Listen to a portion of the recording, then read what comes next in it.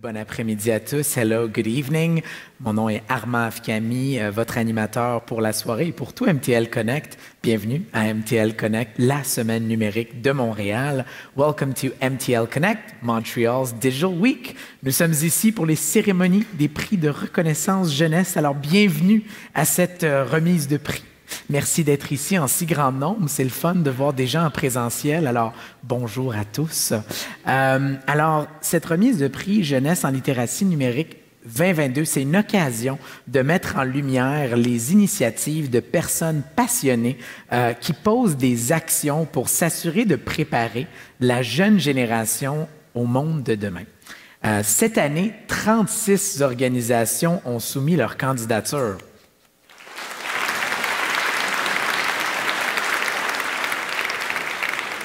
Alors, avant de continuer, j'aimerais saluer la présence, mentionner et souligner, pas saluer, souligner la présence de dignitaires, dont Kayla Amaya Monroe, conseillère de l'arrondissement de Montréal. Kayla.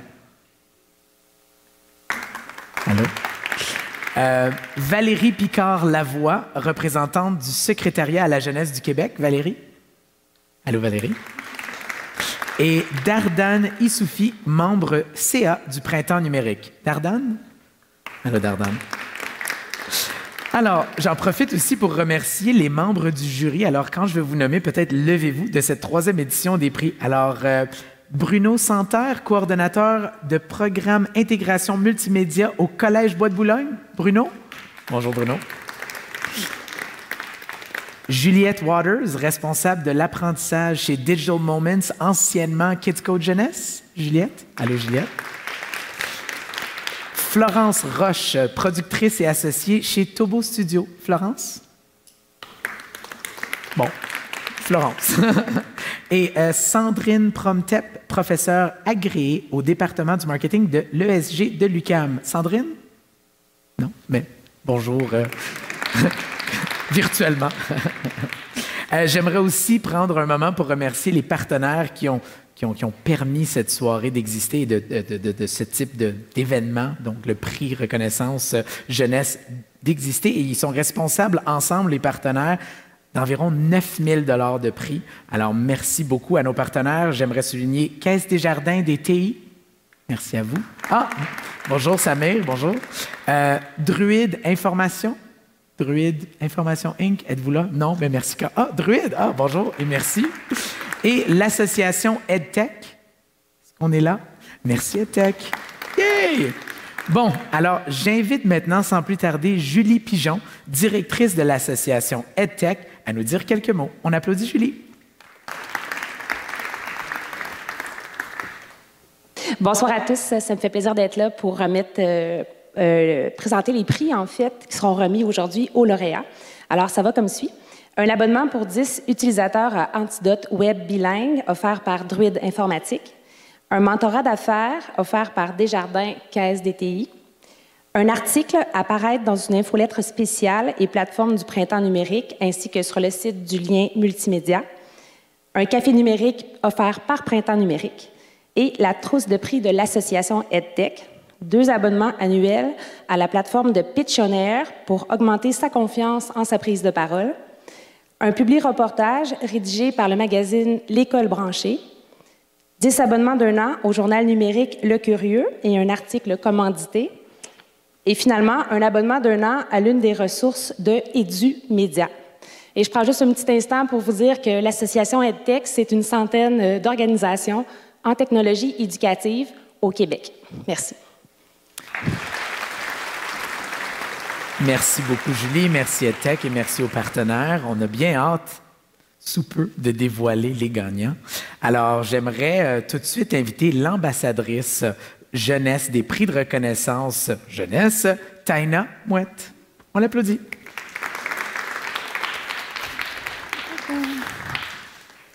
Alors, bonjour à vous. Alors, je suis très heureuse d'être présente aujourd'hui. Je m'appelle Taina Mouette et je suis l'ambassadrice jeunesse pour la 3e édition des prix Reconnaissance jeunesse en littératie numérique.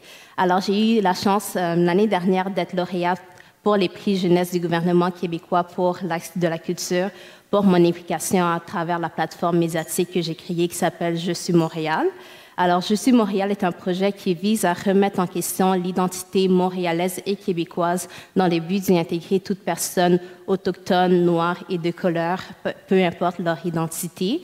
Alors, on croit réellement qu'à travers l'art et les médias, on peut changer la compréhension de l'identité et donner de la place à ces jeunes pour qu'ils puissent prendre part dans la société et être engagés civiquement, parce que quand on sent qu'on a un sentiment d'appartenance, on sent qu'on veut faire changer les choses et qu'on a notre place. Alors, l'activité d'aujourd'hui a pour objectif de souligner et reconnaître l'apport de tous les projets faits par les jeunes dans ce qui a trait aux compétences numériques. Alors, c'est vraiment pour les jeunes qui sont ici présentement. Et cette activité est présentée dans le cadre du projet Jeunesse QC 2030 et est conduite par Printemps numérique. C'est aussi soutenu par le Secrétariat à la jeunesse du Québec et présenté par Hydro-Québec. Jeunesse QC 2030 vise à favoriser l'égalité des chances chez les jeunes en soutenant leurs compétences numériques et afin qu'à travers toutes ces révolutions numériques qui arrivent, qu'aucun jeune soit laissé derrière et qu'ils aient tous la même chance. Il va y avoir 3 catégories pour la remise des prix, soit celle de l'éducation, de la citoyenneté et de la culture. Par la suite, il va y avoir le grand prix du jury. Alors, ce sera le projet qui aura accumulé le plus de points le plus de points pour la majorité des critères. Alors, je voudrais terminer par souhaiter félicitations à tous vos projets. J'ai très hâte de découvrir qu'est-ce que vous avez fait et félicitations de faire un changement dans vos communautés. Je vous souhaite la meilleure des chances à tous. Merci. Merci, Taina. Alors, pour le prix éducation, pour leur travail responsable, pour leur travail remarquable de valorisation numérique et ses métiers auprès des femmes et étudiantes, le prix dans le secteur éducation est remis au projet. Roulement de tambour. Ouais, vous êtes hot. Femmes en tech, des étudiants du Collège Bois de Boulogne. J'aimerais inviter Eliane Rochefort. Eliane. Eliane, yay!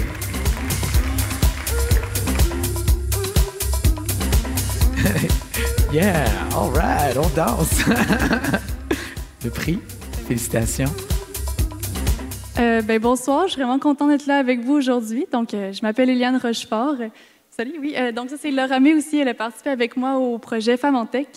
Donc, moi, on vient tous les deux du Collège Bois de Boulogne. On a fini la technique d'intégration multimédia au Collège des Bois de Boulogne. Présentement, en ce moment, je fais un baccalauréat en médias interactifs à l'UQAM. Donc, je suis là aujourd'hui pour vous parler de Femmes en Tech. Donc, Femmes en Tech, c'est quoi? C'est une initiative qui sert à encourager les jeunes filles à choisir une option plus technologique numérique. Donc, des programmes d'études numériques et des métiers dans l'industrie du numérique. Donc, c'est ça, l'équipe a été entièrement composée d'étudiantes. Donc, c'est ça qui nous différencie des autres projets, c'est que le projet a été pensé, dirigé et conçu entièrement par les étudiantes de programmes de technique du Collège de Bois de Boulogne. Donc, le projet a beaucoup apporté avec ces différentes initiatives, mais a beaucoup apporté aussi directement aux femmes qui ont été impliquées dans le projet.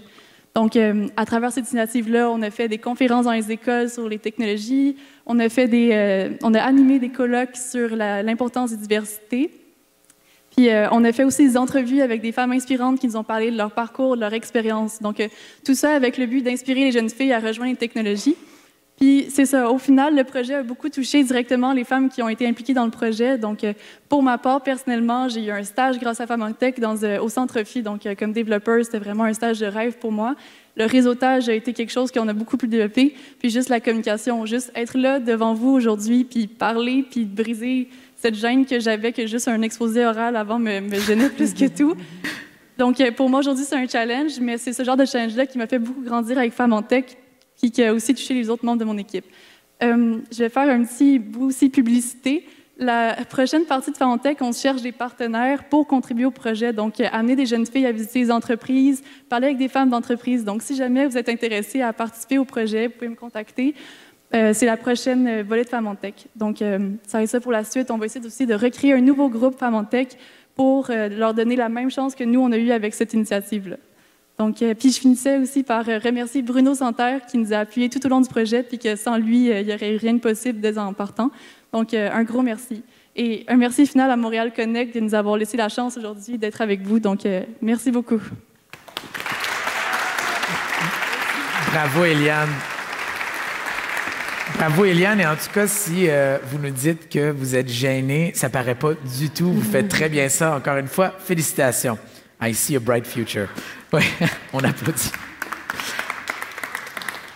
Pour le prochain prix, le prix Citoyenneté, pour la qualité et l'impact de leur démarche en éducation, aux médias et à l'information. Le prix Citoyenneté est remis. Hashtag 30 secondes. Hashtag 30 secondes pour y croire, du Centre québécois d'éducation aux médias et à l'information. J'aimerais inviter Ève Baudouin.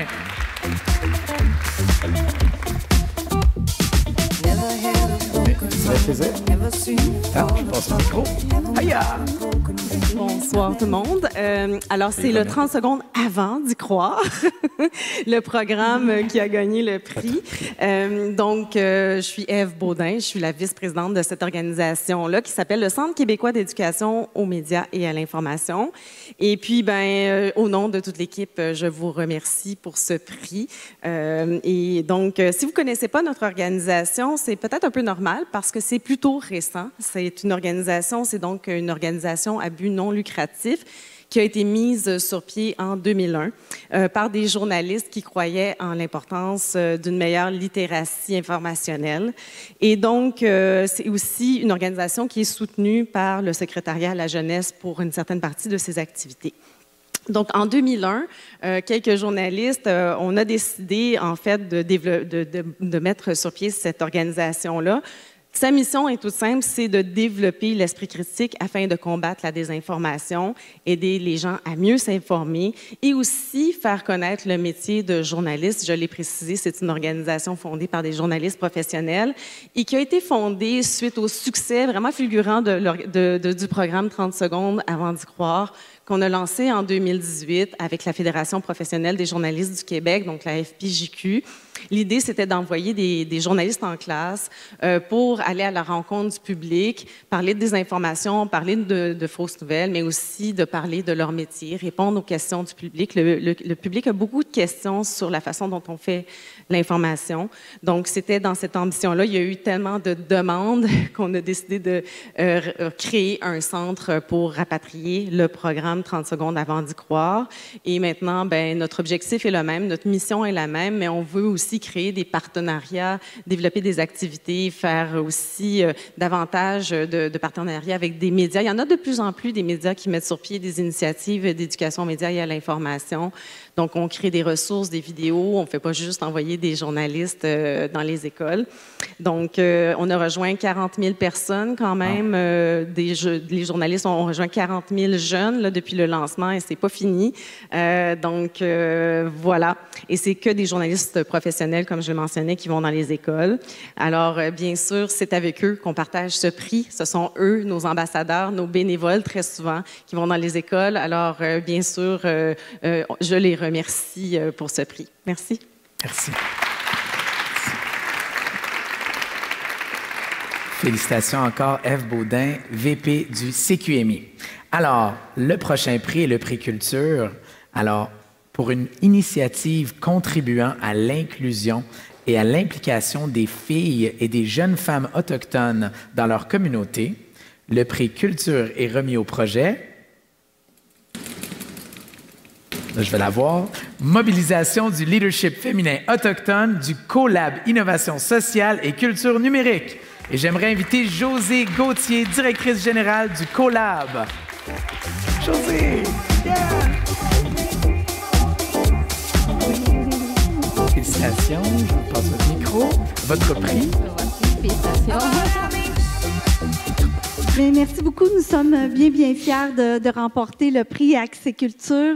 Le CoLab, c'est un centre de recherche et d'innovation. On a comme mission d'initier, d'expérimenter des projets d'appropriation des technologies pour développer les capacités, les compétences numériques des personnes, des entreprises, des collectivités. Alors, à travers le projet Mobilisation du leadership féminin autochtone, on est situé à Allemand. Donc, on a, avec la communauté de Mastéache, on a vraiment vraiment travailler avec elles pour accroître les compétences liées à l'entrepreneuriat, au numérique, à travers des rencontres hebdomadaires et un camp intensif où les filles ont pu créer un pot à fleurs intelligent. Donc, il y avait beaucoup de notions d'apprentissage au niveau technologique et aussi, ils ont pu apprendre des logiciels informatiques pour créer une application qui pouvait changer le monde à leur échelle dans la communauté de Mastéache. Donc, c'est une trentaine de filles qu'on a rassemblées puis qu'on a intéressées davantage au métier du numérique aussi. Alors voilà, j'aimerais remercier le secrétariat à la jeunesse qui nous a permis de pouvoir faire ce projet, le comité des femmes de Mastéache, l'école Casino Mamou aussi, et mais merci beaucoup à Montréal Connect de nous permettre d'être ici aujourd'hui.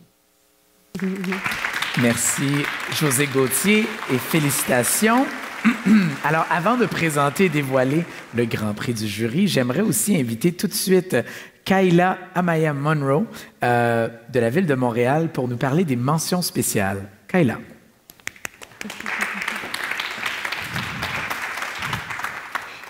Donc, en fait, on parle des mentions spéciales, mais en premier, je voulais parler un peu de la Ville de Montréal et je voulais saluer. Est-ce que je commence par ça? Vas-y. Donc, bonsoir. Et je voulais saluer particulièrement Monsieur le directeur de Printemps numérique, Mehdi Boubé-Baker, Monsieur le président du conseil d'administration, Guillaume Agnorté, membres du conseil d'administration, distingués invités, mesdames, messieurs, c'est un grand plaisir d'être avec vous et de participer à la remise de prix de reconnaissance jeunesse en littératie numérique.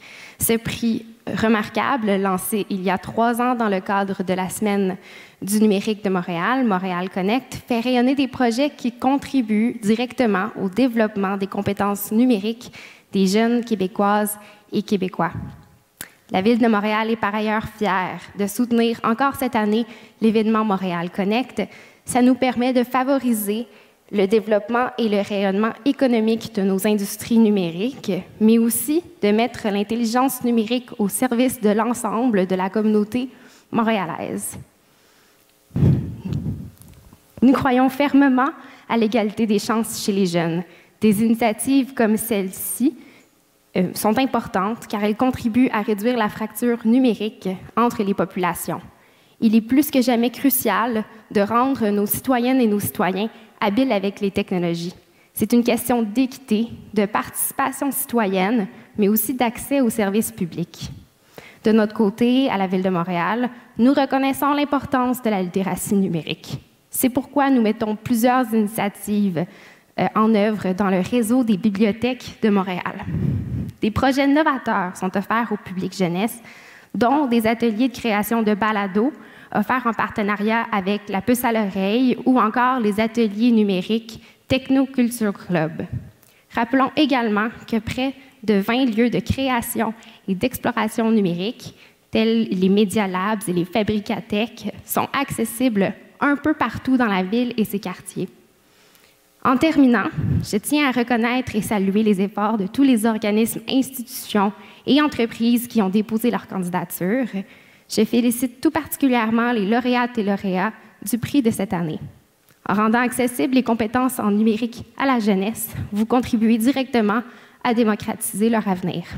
Merci beaucoup. Merci beaucoup, Kayla. Et oui, vous avez raison, c'est une très, très belle allocution, mais vous avez dans vos mains le prix pour les mentions spéciales que je vais présenter tout de suite. On va faire ça en tandem. Alors, on y va avec la première mention pour les ressources et l'espace hautement original offert aux enseignants et à leurs élèves permettant de démystifier les notions de citoyenneté à l'ère du numérique. La mention innovation est remise au projet Sitnum.ca, du récit du développement de la personne. Et j'aimerais inviter Annie Turbide, conseillère pédagogique au Service national du récit. Annie? Oh. OK. I like it. Et tiens, et moi j'ai un autre micro. Est-ce que vous voulez un deuxième micro? Oui. Je sais pas si celui-là, il est... C'est celui-là. Oui, bonjour. Bonjour à tous, je m'appelle Annie Turbide, je vous présente Marjorie Paradis. Sitnum.ca, c'est quoi? C'est une plateforme web qui recense une panoplie d'initiatives du réseau scolaire québécois pour permettre aux élèves d'agir en citoyen éthique à l'ère du numérique, ce qui est le cœur de la compétence numérique. Est-ce qu'ils font ça? Ah oui, tu fais toujours ça, toi, à voler les micros. Donc, comme tu le dis, oui, Sitnum, c'est une plateforme, certes, mais c'est plus que ça, c'est une approche. C'est une approche qui invite les citoyens à faire passer la réflexion avant l'action, puis tout le réseau scolaire à faire passer l'éducation avant l'interdiction. C'est quand même ambitieux. Pour la petite histoire, en 2018, le ministère de l'Éducation a confié au Récit la mission, et je ne pèse pas mes mots, d'outiller les jeunes Québécois pour exercer leur citoyenneté à l'ère du numérique. Notre collègue Benoît Petit a fait donc un état de situation avant de rassembler une équipe qui allait permettre de faire vivre ce grand mandat-là dont on fait partie. Nos collègues Récit, on vous salue tous ici et à la maison. C'est quasiment émouvant, dans le fond, parce que depuis ce temps-là, on est vraiment plusieurs à porter à bout de bras cette approche-là, Sitnum. Je pense entre autres aux conseillers, conseillères pédagogiques, Récit, qui sont dispersés à travers le Québec. Il y en a quelques-uns qui nous accompagnent aujourd'hui, mais aussi une tonne de collaborateurs, collaboratrices, puis même des organismes là, vraiment satellites qui œuvrent dans le même sens. C'est vite devenu un incontournable de se doter d'une plateforme ou d'un lieu commun où on pourrait facilement retrouver, rassembler toutes ces belles initiatives-là, dans le fond, qui pointe vers le développement d'une citoyenneté à l'ère du numérique chez nos jeunes Québécois. Aujourd'hui, c'est nous qui étions ici pour recevoir cette mention-là, mais il faut se rappeler que Sitnum, c'est une œuvre commune qui est née de l'intelligence collective des gens qui sont autour de cette plateforme-là, qui croient fermement que si on met de l'avant la pensée critique pour aborder des enjeux du numérique, ben on gagne. Oui, si on accepte de faire une plus grande place au discours nuancé sur des sujets qui polarisent. On gagne aussi si on laisse une petite place aux aptitudes socio-affectives comme l'empathie, l'ouverture, l'affirmation de soi. On gagne. Oui, puis aussi, si on s'habilite collectivement à être capable de réfléchir à des solutions innovantes, créatives, à des défis nouveaux, ben on gagne aussi, on est certain de ça. Sitnum, c'est rien que ça, mais c'est tout ça aussi. C'est une initiative qui mérite notre attention, puis on est content. Puis ça a l'air bien ambitieux, mais dans le fond, quand on se regarde à travers vous, personnes précieuses et inspirantes, ben on se dit qu'on n'est pas tout seul à avoir des idées de grandeur. Fait que merci pour cette mention-là. Bonne fin de soirée, tout le monde. Merci tout le monde. Félicitations. Merci. Merci à Annie Turbide et Sitnum. Félicitations. Écoutez, on a été excités. Il y a beaucoup de lauréats, beaucoup de gagnants. Le Grand Prix du jury, je pense qu'on va le faire maintenant. Et j'ai mes notes et on est prêts. Alors, on va dévoiler le Grand Prix du jury à l'instant. Alors, parce qu'on peut désormais tout faire en ligne. Communiquer, s'informer, magasiner, chercher l'amour et même s'entraîner. Le Grand Prix du jury est remis au projet. En ligne, le magazine de service diffusé à Télé-Québec qui s'attaque à la littératie numérique et qui vulgarise avec humour des notions essentielles pour adopter de bonnes pratiques en ligne. Et pour accepter le prix, j'invite Nelly Brière, autrice et experte numérique de l'émission En ligne. On l'applaudit. Félicitations. Yeah! Oh, ils n'ont pas pris le prix. Nelly. Oh, merci, oui. Merci. Alors, je vous présente Cynthia Racine qui m'accompagne de Télé-Québec en classe. Alors, je vous en parle. Tout d'abord, je vais juste vous donner quelques statistiques là, qui datent déjà de 2018. En 2018, les enfants de 12 à 14 ans avaient 1 sur 2 accès à un téléphone mobile personnel. Et la moitié de ces jeunes-là disaient consommer des contenus presque tout le temps toutes seules sur leur téléphone. OK, ça, c'est en 2018. Vous vous doutez bien que tout cela a évolué avec la pandémie, etc. Donc, on sait les jeunes utilisent le numérique dans leur vie de façon quotidienne. En même temps, on baigne dans un environnement médiatique qui est un peu en panique technophobe. Même le Conseil supérieur de l'éducation a fait une analyse de la situation au Québec en disant on couvre davantage ce qui serait dangereux et négatif autour du numérique que lorsque c'est positif. Si on se tourne du côté de la science, c'est pourtant beaucoup plus nuancé. C'est plutôt, ça dépend de ce qu'on fait en ligne, en fait. Et cette situation, le fait que les jeunes sont sur le numérique, dans un environnement qui leur génère de l'anxiété en leur disant « c'est pas bon pour toi », et on ajoute à tout cela un manque de ressources, un manque d'outils, justement, pour accompagner cette jeunesse dans, justement, comment on fait des bons choix pour avoir des activités qui sont positives pour nous en tant que citoyens. Et c'est justement ce que nous a permis de faire Attraction Images, ma boîte de production pour en ligne, et Télé-Québec, avec l'émission en ligne, qui est un magazine que vous pouvez écouter tous les mercredis soirs à 19h30 sur Télé-Québec. Il y a plein de contenus qui sont accessibles en ligne. Et ce qu'on fait, c'est vraiment de la littératie numérique. On outille autant pour réfléchir aux enjeux du numérique que pour mettre en pratique le numérique. Alors, on va partout dans toutes les situations et nous sommes ni technophiles, ni technophobes. On est nuancé, justement, pour que les Québécois deviennent des citoyens du numérique outillés. Et ce qui est fantastique, c'est que le projet a été super diffusé à travers Télé-Québec en classe. Et c'est pour ça que j'ai invité Cynthia Racine pour en parler, parce qu'on est un peu ensemble, justement, pour rejoindre la jeunesse. Alors, je lui passe le micro. Vous venez d'entendre Nelly Brière pendant 1 minute et demie. Imaginez ça à puissance 10. Il y a 91 contenus sur Télé-Québec en classe, plusieurs avec Nelly. C'est de la pertinence au pouce carré, c'est pas croyable. Nous, on est vraiment fiers à Télé-Québec et à Télé-Québec en classe de rendre ces contenus-là disponibles. C'est vraiment important pour la jeunesse québécoise, pour les enfants qui sont à l'école, d'avoir accès à du contenu de qualité. Et donc, vous pourrez tout trouver ça sur cette plateforme-là qui est gratuite et sans publicité, ce qui est quand même un atout pour amener des contenus en classe. Moi, je conclurai en disant, sur une note plus personnelle, que je remercie Nelly parce que je passe ma vie à envoyer ces contenus à mes enfants qui en profitent grandement. Et maintenant, je les envoie à d'autres mamans qui les envoient à leur tour à leurs enfants. Ça vaut vraiment la peine de les découvrir. Merci pour ce prix, vraiment, de la part de toute l'équipe d'En ligne. Nelly, je reprends le micro. Merci, félicitations. Félicitations encore, Nelly Brière, Grand Prix du jury. Yeah! Et merci, Cynthia, pour cette note. Oui, merci. Alors, on continue avec les mentions spéciales. On revient au sujet.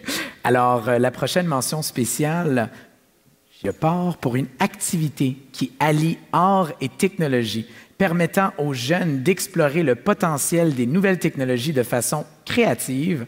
La mention Inspiration est remise au projet. Le super véhicule d'immersion artistique SVIA du musée ambulant. Et j'aimerais inviter Sarah Bélanger-Martel, co-directrice du musée ambulant.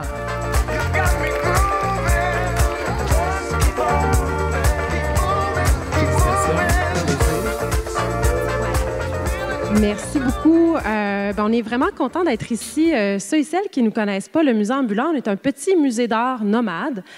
Donc, on a une collection d'une centaine d'œuvres d'artistes professionnels en art visuel qu'on déploie partout à travers le Canada. J'étais à Winnipeg il y a quelques jours seulement.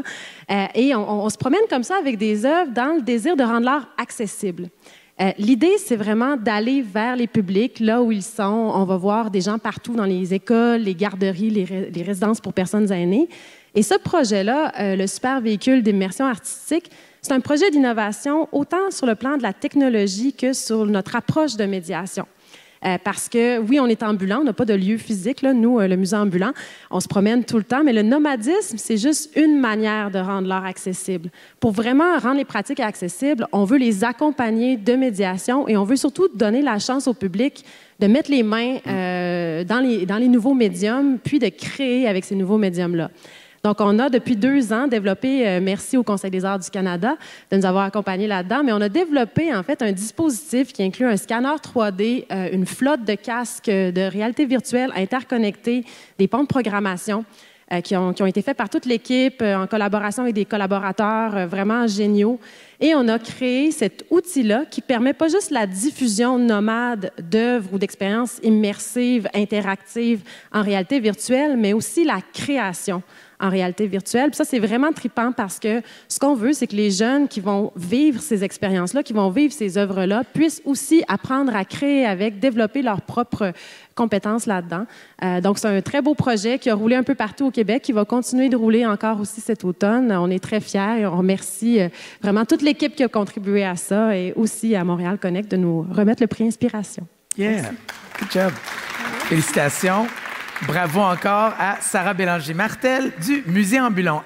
Alors, nous sommes rendus à la dernière enveloppe, donc le dernier prix, la dernière mention. Ah, je vais y arriver. Alors, je pars pour féliciter un projet structurant et inspirant pour les enseignants avec un impact concret pour le développement des compétences numériques des jeunes. Le coup de cœur du jury, c'est le coup de cœur du jury, est remis au projet, roulement de tambour, le plan d'action numérique local du séminaire Saint-François. Et j'aimerais inviter Geneviève Beauvais de la Fédération des établissements d'enseignants du privé au Québec. Yeah!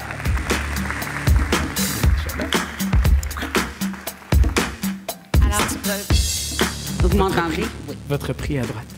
Yeah! Donc, en fait, moi, je suis une imposteur. Le prix revient à Mélanie Duchesne du séminaire Saint-François, qui est la directrice des services pédagogiques et qui est la personne qui a mené ce projet-là à bout de bras. Moi, je fais tout simplement partie de son fan club et puis je suis là pour la représenter.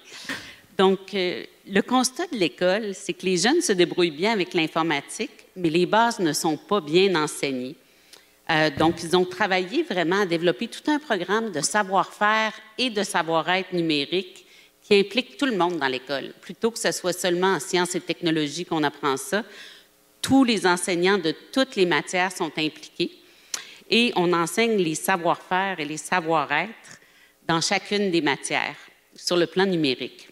Donc, par exemple, pour le savoir-être, on parle de c'est quoi la cyberdépendance, c'est quoi la bonne hygiène avec le numérique, l'ergonomie, etc. Et ça peut être enseigné par différents enseignants dans différentes matières. Et de façon générale, dans le plan d'action numérique locale, il y a comme une progression des apprentissages qui se fait tout au long du secondaire. Donc, à chaque niveau du secondaire, il va y avoir un objectif numérique précis, explorer en première secondaire, s'organiser en deuxième secondaire, consolider en troisième secondaire, parfaire sa culture en quatrième secondaire et faire les bons choix en cinquième secondaire. Alors, cet objectif numérique commun qui lie chacun des enseignants d'un niveau guide les savoir-faire et les savoir-être enseignés dans chacune des matières scolaires.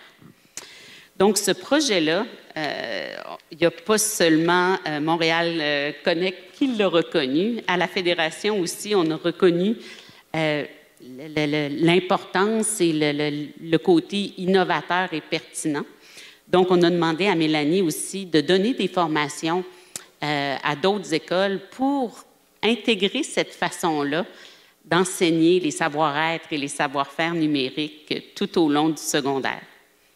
Alors voilà, félicitations à Mélanie si elle nous écoute.